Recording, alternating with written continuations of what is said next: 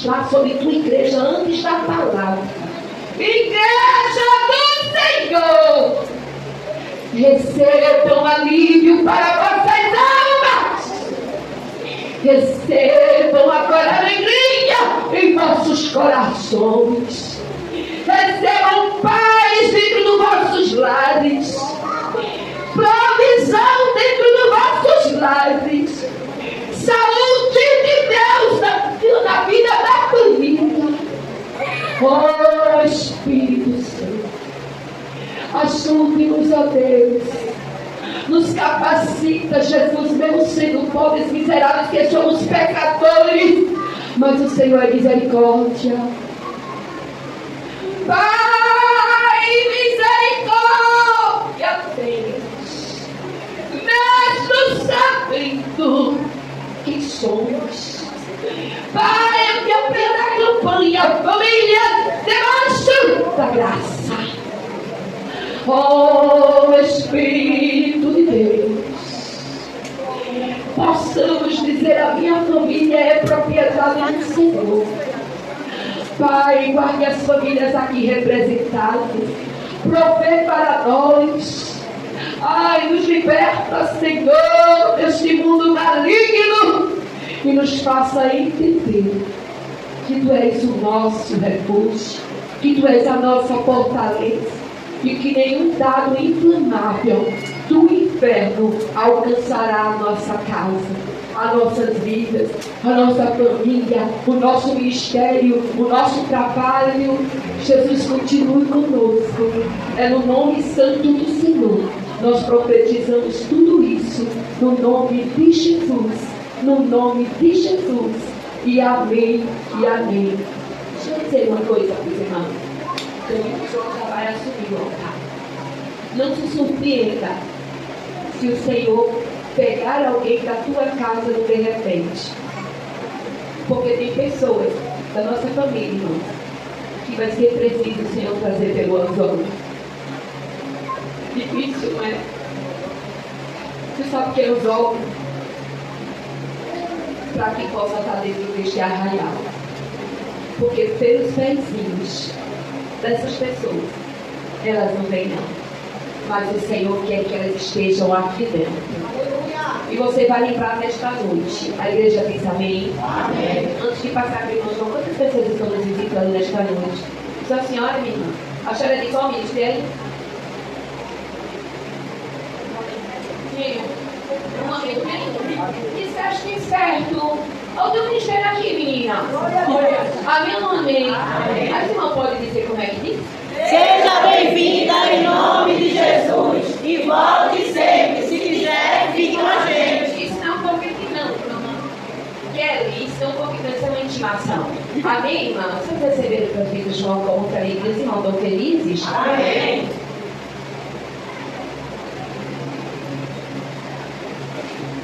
Salve a mão dele com a paz do Senhor. Amém. Amados irmãos, a gente conseguiu aqui levar a vida.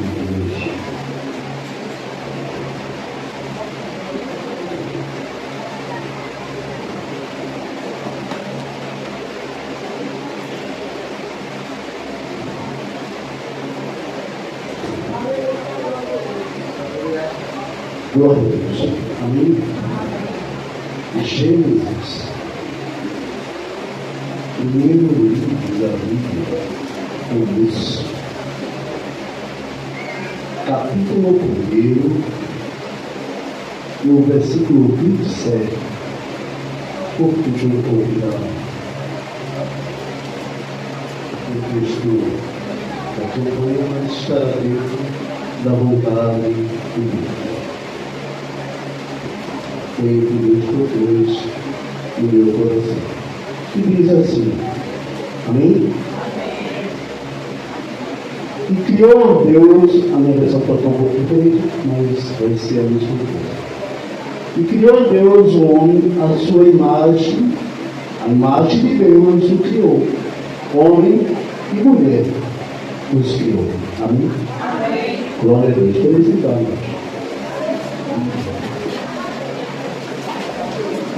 Eu gostaria de fazer uma expressão hoje.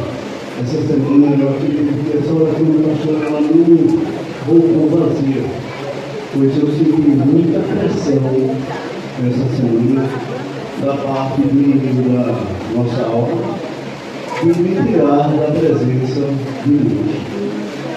E eu fiquei clamando ali, pedindo a Ele a graça dele, e Ele falou comigo dizendo assim: você tem liberdade para fazer o bem, e você tem liberdade de fazer o mal. Qual é o que você escolhe? O bem ou o mal? E essa palavra ficou dentro de mim como a questão de Caim. Caim foi questionar Deus porque não era abençoado.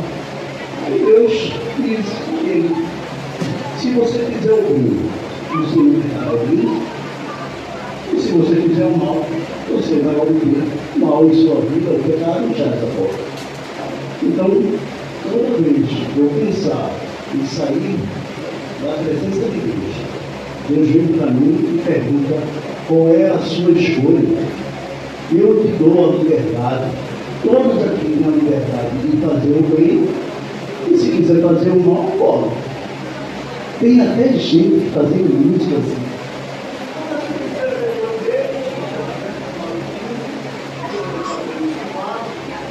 Deus dá essa liberdade ou não dá? Dá. A única liberdade que Ele não dá é de você entrar no céu desse jeito. Mas Ele dá o livre-arbítrio. Para alguns estudiosos, livre-arbítrio, biblicamente, pode não existir, mas ele existe. Dentro da onisciência de Deus, foi já proposto um plano perfeito, como disse o homem de hoje. E eu queria dizer para a igreja que o tema que eu escolhi foi uma pergunta que muitos...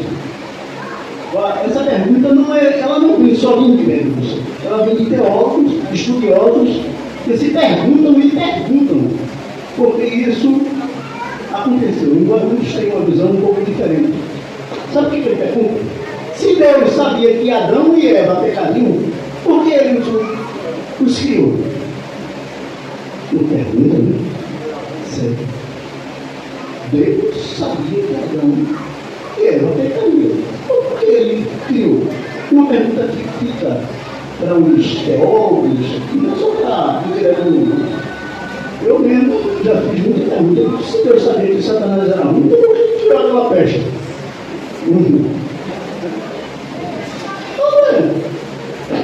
É uma coisa boa, mas você vai saber nessa noite por que isso aconteceu. Deus sabia que Adão e Eva pecariam. Sabia ou não sabia? Se alguém precisa acreditar que não tinha saber a resposta, a resposta está exatamente correta. Deus sabe o futuro, passado, presente, futuro. Sabe ou não sabe? Ele tem 3 atributos que nós não temos. Talvez a gente chegue até algum, mas por causa do Espírito Santo que nos guia.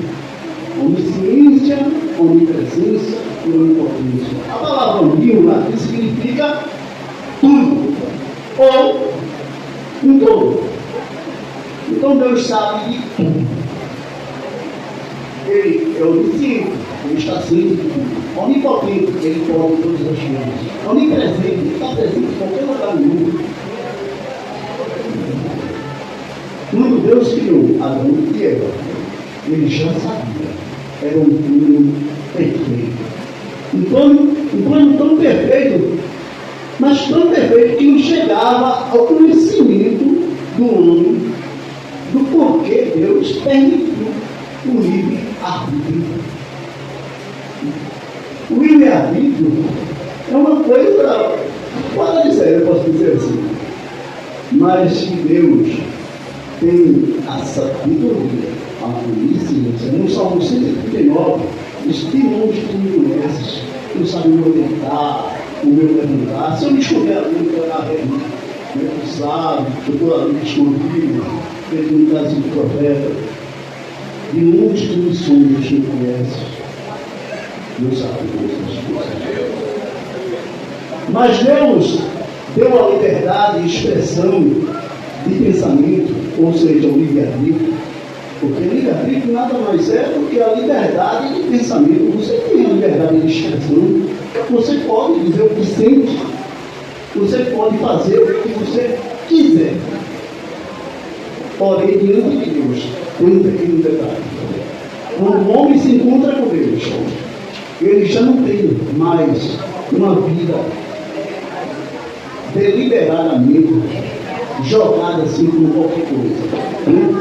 Deixa a vida me levar, como diz o livro. É bem diferente. Jesus disse a mim uma vez: o Espírito é como um vento, ele vai para onde Deus se dá. Assim como todos os nascidos do Espírito já não fazemos mais a nossa vontade. Muitas vezes eu quis fazer algo e Deus diz: aí não. Esse seu pensamento pode ser até bom, massagear o seu ego, tudo, mas não é isso para você. Eu não quero que você faça isso. Mas Deus não me deu a liberdade de fazer. Se você quiser prosseguir, você vai pagar um preço. O preço de não poder estar no céu. Porque se tem uma coisa que Deus mais exige de nós, é a obediência. A obediência nos leva a uma vida gloriosa dentro de Deus. Deus, ele quer saber se você quer ser obediente a Ele. Aí diz assim: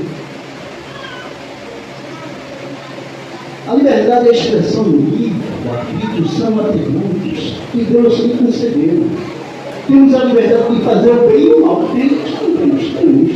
Temos. Quando Deus criou o homem, ele deu a possibilidade, né?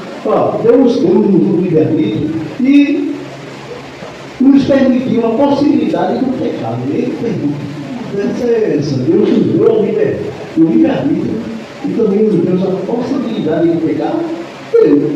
A partir do momento que você pensa em fazer o que você quer, talvez tudo que você queira fazer não esteja dentro da vontade de Deus.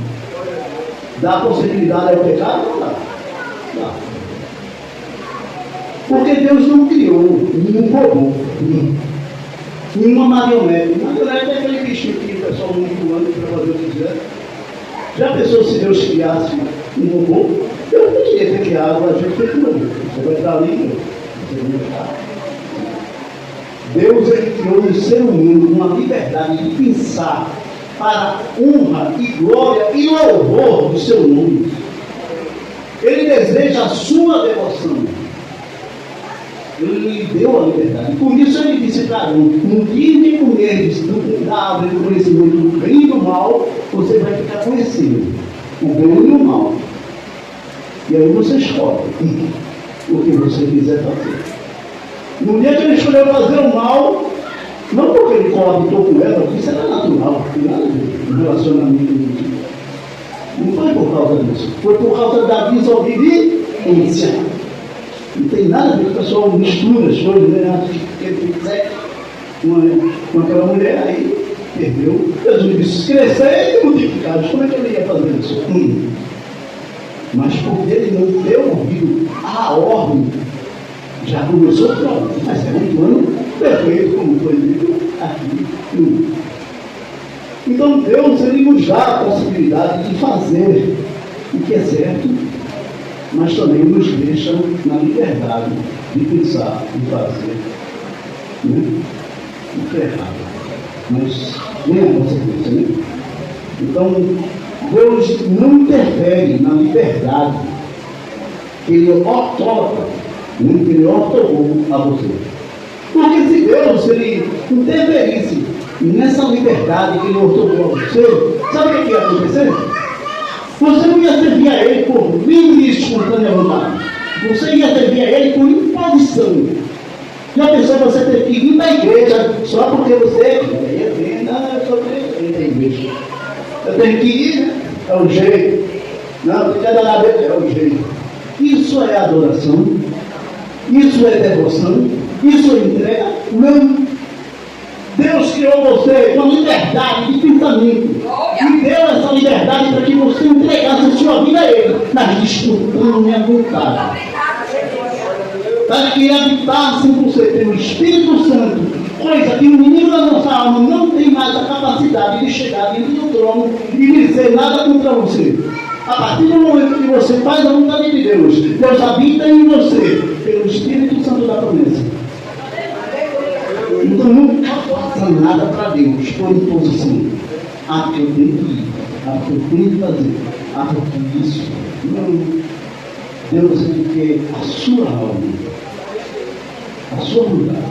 Jamais ele questionou o jovem que ele disse: sei, eu conheço, tenho observado todas essas leis, desde que se alegre no espírito, desde que não estás longe do que meu Deus.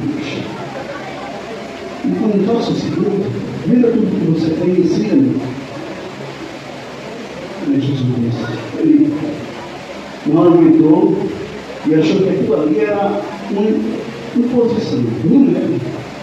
Ele queria saber se ele podia se entregar a Jesus. Não é isso?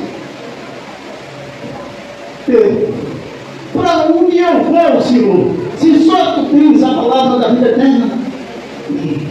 Aleluia, glória a Deus. Para onde eu irei? Agora que eu já conheço a verdade, o que eu vou fazer? Eu não posso mais sair dessa coisa boa que conheci o Senhor. Então, quando você conhece a vontade de Deus, você aceita-o. Né? Porque aceitar Jesus, eu vou ter aqui, ó, eu escrevi isso aqui da minha mente. Né? Confessar Cristo como seu Salvador não é chegar, eu sempre às vezes, em muitas igrejas, tem que abrir, né? Tem alguém aqui que aceita Jesus como seu Salvador? Tem alguém que está lá no cantinho, aí com medo, diz: é conhecido, já se esconde um pouquinho. Chegou a hora do apelo, vamos me perguntar se eu quero ser crente. Hoje aconteceu isso comigo. Foi até engraçado. Porque quando disseram assim: quem aqui quer aceitar Jesus como seu Salvador? Eu estava de lá e disse assim: eu quero não. Eu digo: poxa, calma mais, deixa. Eu quero, mas eu não sabia que tinha esse negócio de apelo. Com glória a Deus e aleluia, desculpa, a pessoa enlouqueceu. E eu sabia lá que era assim. Mas aquele que não me negar diante dos homens, eu também não me negarei diante do meu Pai. Eu fui para frente daquele ponto, pela paz do Senhor, me saí para cá, meu Cristo, é para ser Cristo. Ô moço, tem outro Salvador? Tem não. Quem é o Salvador? Jesus Cristo. Eu aceitei, agora eu não sabia que era para ser Cristo. Aí Deus disse: ele não me conhece ainda. Eu vou trabalhar na vida dele, né? Ele não me negou diante dos homens, e eu também não me negarei diante do meu Pai. Filho! Deus, ele é que eu não sou a palavra por aqui. Dentro das minhas intervenções, dentro das minhas falhas, de tudo que eu era, Deus disse: vou trabalhar na vida dele. Vou libertar aquela alma. Vou tirar ele desse curso horrível. Deus é fiel. Então nunca deixe de servir a Deus do livre escondimento. Amor. Deus ele não quer nada por imposição. Nessa noite vai ser feito um convite. Não nem precisa daquela palavra. Aquele que me negar diante dos homens, eu não vou negar diante do meu Pai. Agradeço a Deus por me dar.